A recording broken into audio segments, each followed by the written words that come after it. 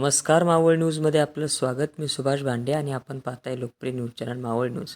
कामशेतच्या Panchsheel colony Indrayani कॉलनीच्या सखल भागात अद्यापपर्यंत पाणी जसेच्या तसे आहे. 3 दिवस झाले पावसाचे पाणी ओसरण्याचे नाव घेत नाही. नागरिकांच्या घरामध्ये पाणी घुसले आहे. त्यामुळे 15-20 कुटुंब अद्यापपर्यंत या पाण्याला पूर्णपणे वैतागले आहेत. घरातील अन्नधान्य आणि इलेक्ट्रॉनिक वस्तूंची मोठ्या प्रमाणावर नासधूस झाली आहे. नागरिकांच्या घरात अद्यापपर्यंत गुडघ्यापर्यंत पाणी आहे. पाहूयात येथील नागरिक आणि रहिवाशांच्या ग्रामपंचायत प्रशासनाविरोधात असणाऱ्या तीव्र प्रतिक्रिया.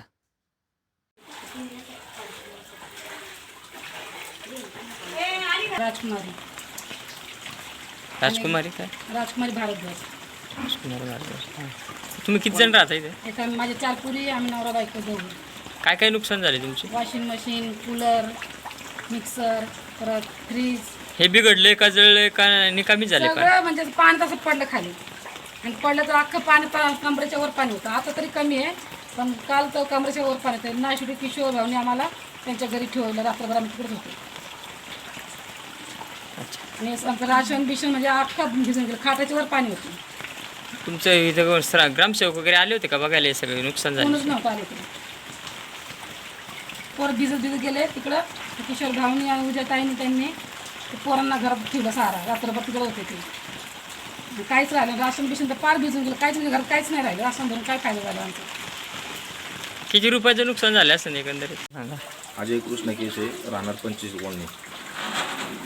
पावसामुळं भरपूर नुकसान झालेली आहे.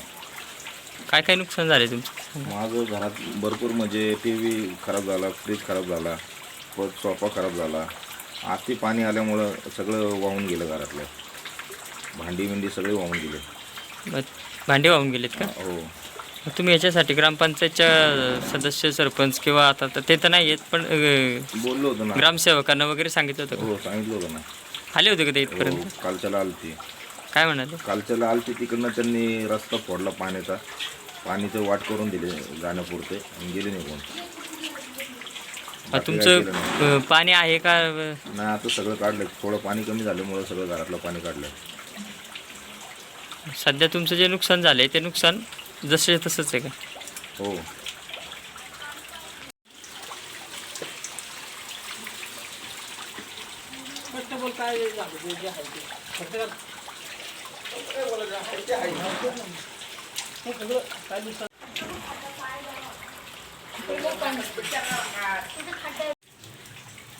मी उज्ज्वला संजय बोलवे, राहणार पंचशील कॉलनी.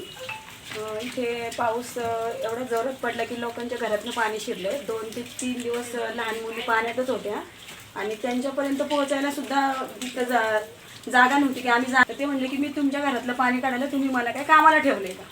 तेव्हा मी त्यांना म्हणले की जर आपण निवडून आले तर आपण काय तर तुम्ही आम्हाला शाश्वती दिली की आम्ही तुमची कामं करणार आहे किंवा तुमच्या काही अडचणी असेल ते आम्ही दूर करू. मग आता का अशी भाषा करतो म्हणून तुम्ही? मी पण त्याला आरोग्याचीच भाषा केली. नाही, मग सगळ्यांनी आम्हाला हे सहकार्य केलं पाहिजे ना. आता आमच्या घरातून किती पाणी तुंबले, लोकांना किती त्रास होतो. लहान लहान पोरं पाण्यामध्ये होती. आमच्या इथं गटराची सोय नाही, सगळं जागजागी पाणी तुंबले.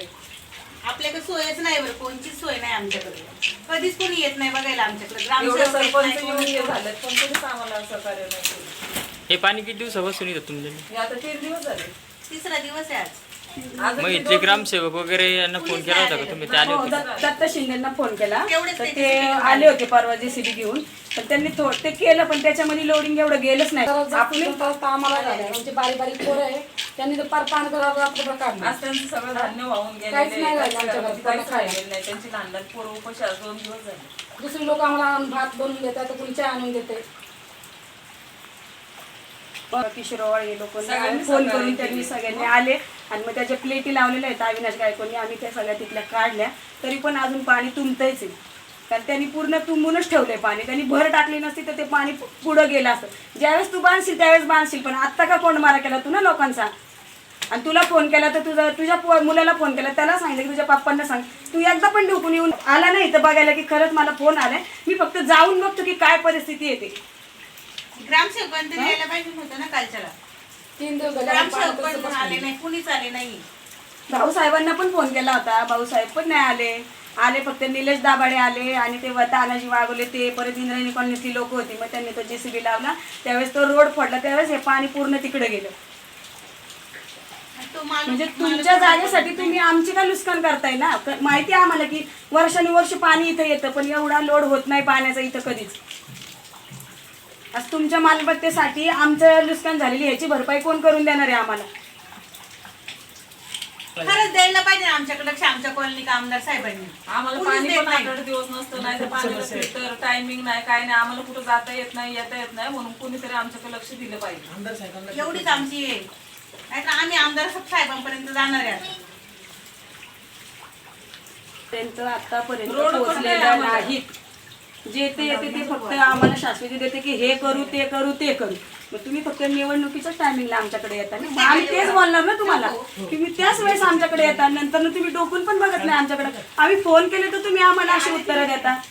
हा? त्यामुळे तुम्ही आमदार साहेबांपर्यंत जायला पाहिजे होतं ना. हो, जायलाच पाहिजे. तेच झालंय. आता आम्ही कुणाला फोन केला समजा तर काय म्हणणार की जाऊ दे बाबा, आता घरातली आहेत, करू आम्ही हे करू ते करू. मग आम्ही पण माणुसकीच्या नात्याने गप्प बसू की जाऊ दे बाबा, करतील, आपलीच लोक आहेत, आपलीच लोक आहे. मग याचा अर्थ असा होत नाही की तुम्ही त्याचा गैरफायदा घेतला पाहिजे.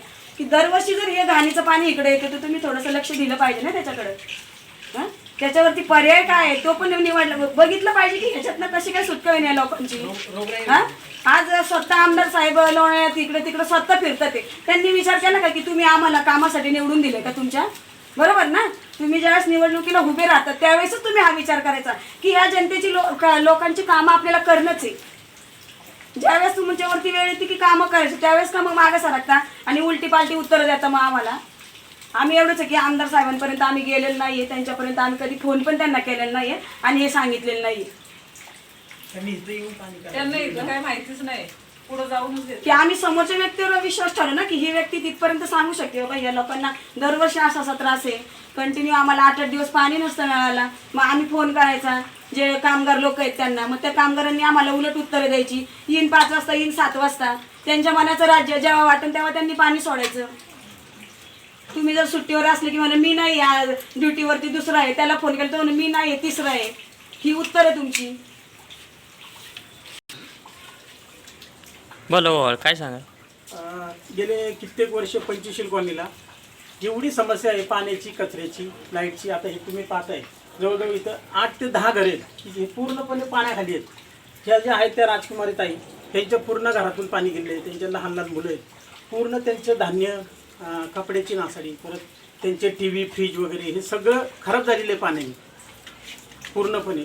आणि पप्पू केसी म्हणून आहे, त्यांच्या घरात पण पाणी गेले. राजेश तांबोळी ते तर रात्रभर इथं या खुर्चीवर बसला होता, त्यांचे पाय सुजले होते. पाय सुजले होते त्याचे. तर तो आज नाही येतो. पण प्रशासनाचं असं म्हणणं असतं की सगळ्यांनी जागा घेतल्यानंतर तंतोतंत बांधकामं केलेली आहेत, त्याच्यामुळे मग पाणी जायला किंवा निचरा व्हायला जागा राहिलेली नाही. नाही बरोबर आहे, पण इथं हर वर्षी हा प्रॉब्लेम येतोच की लोकांच्या घरात पाणी जाणे. आणि इथं हे पूर्वीचं गटर आहे ते ग्रामपंचायतनी म्हणा किंवा आतापर्यंत कुणी सुधारलं नाही, आहे तसंच आहे. जे पाणी येतंय ते येत आहे, पाणी लोकांच्या घरात नुकसानी होतात आहे, त्याच्यावर ग्रामपंचायत प्रशासन आहे आपलं. ग्रामपंचायतीने ते गटार सुधारलं नाही का? नाही, काहीच नाही केलेलं, फक्त मोरे आणून टाकल्या तर पुढं काही त्याची दिशा दिली नाही. तसंच आहे, बंदच येते बघा तुम्ही. मग ते गटर सुधारणा केली नाही त्याच्यामुळे पाण्याचा निचरा होत हो, नाही काय त्याच्यामुळे सगळं? पाण्याचा निचरा हा पूर्णपणे इकडे येऊन गुजीताईंच्या घरापर्यंत पण आलेलं आहे. आमच्या घर पण, माझं घर पण इथंच आहे, त्या घरापर्यंत पाणी होतं काल.